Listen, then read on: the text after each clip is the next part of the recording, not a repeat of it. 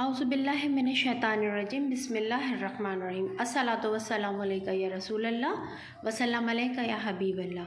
अस्सलाम वालेकुम, कैसे हैं आप सब। अल्लाह ताला हम सबको अपने हिफ्ज़-ओ-अमान में रखे, आमीन। आज मैं बना रही हूँ सरसों का साग। साग लिया है मैंने 3 किलो। सरसों के साग में ये डंठल जो होते हैं, इसकी डंडियाँ वो आसानी से टूट जाएँ, ऐसे कच्ची डंडियाँ उसके साथ हम काट लेंगे। देखिए सरसों के साग को हमने बारीक बारीक काट लिया है इसकी कच्ची डंठलों के साथ। सरसों के साग को गलाने के लिए बथुआ डालते हैं। बथुए की 2 गड्डियाँ ली हैं। बथुआ कुछ देखने में इस तरह होता है। बथुए को भी साफ़ करके बारीक बारीक काट लिया है।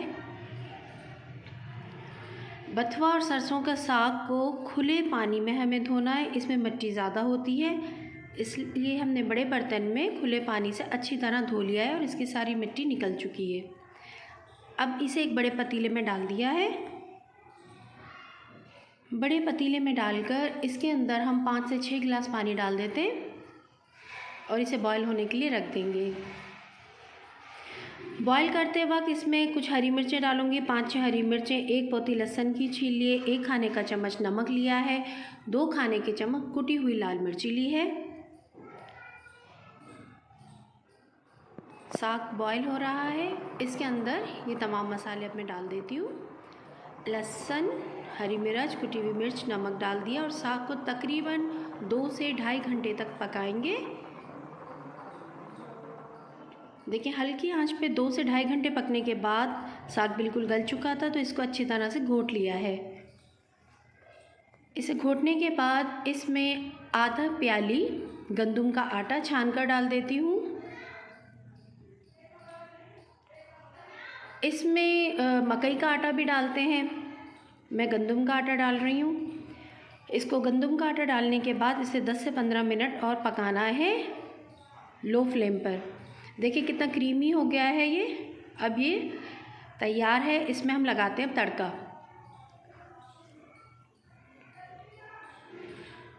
पतीले से हमने निकाल लिया है। तड़का लगाने के लिए साग में हम जो चीज़ें डालेंगे, इसमें ली है मैंने अदरक, 1 से 1.5 इंच का टुकड़ा लिया था, उसे इस तरह छील के काट लिया है। लहसुन भी 1 पोथी और छोटी 2 प्याज हैं और आधी प्याली ऑयल। आधी प्याली से थोड़ा कम ही मैं यूज़ कर लेती हूँ। लहसुन और अदरक को मोटा मोटा कूट लिया है और प्याज को स्लाइस में इस तरह से काट लिया है। देखिए अब ऑयल गरम करके इसमें मैं प्याज डाल देती हूँ। प्याज को हमें गोल्डन नहीं करना, इसे सिर्फ कच्चा पक्का हो, जैसे ही लगे कि गोल्डन होना शुरू होगी तो हम इसके अंदर लहसुन अदरक कुटा हुआ डाल देते हैं। इसे थोड़ा सा सिर्फ पकाएंगे और लहसुन अदरक इसमें डाल देते हैं कुटा हुआ। देखिए लहसुन अदरक डालने के बाद जैसे ही लहसुन अदरक की खुशबू आने लगे, इसको भी हमें गोल्डन नहीं करना। जब लहसुन अदरक की खुशबू आने लगे थोड़ा पकाने के बाद, तो फिर हमने इसमें साग डाल दिया है।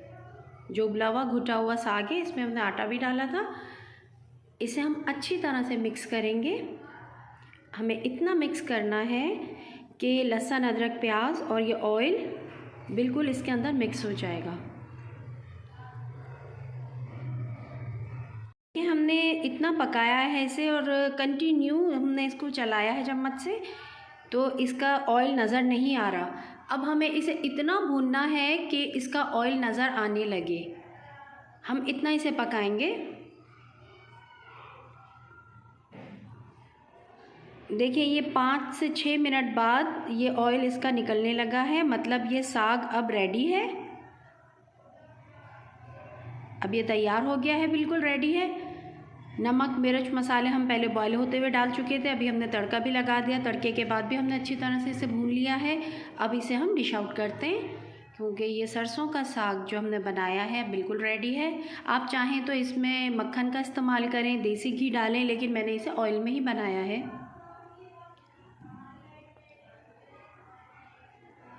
देखिए सरसों के साग को मैंने डिश आउट कर दिया है। इसे आप मकई की रोटी के साथ सर्व करें या गंदम की रोटी के साथ सर्व करें, बहुत मज़े का लगेगा। अगर आपको सरसों के साग की रेसिपी पसंद आई है, मेरे चैनल को सब्सक्राइब करें, मेरी रेसिपीज़ को लाइक करें, शेयर करें और बेल आइकन को ज़रूर प्रेस करें ताकि मेरी अगली रेसिपी आपको मिल सके। अल्लाह हाफिज़।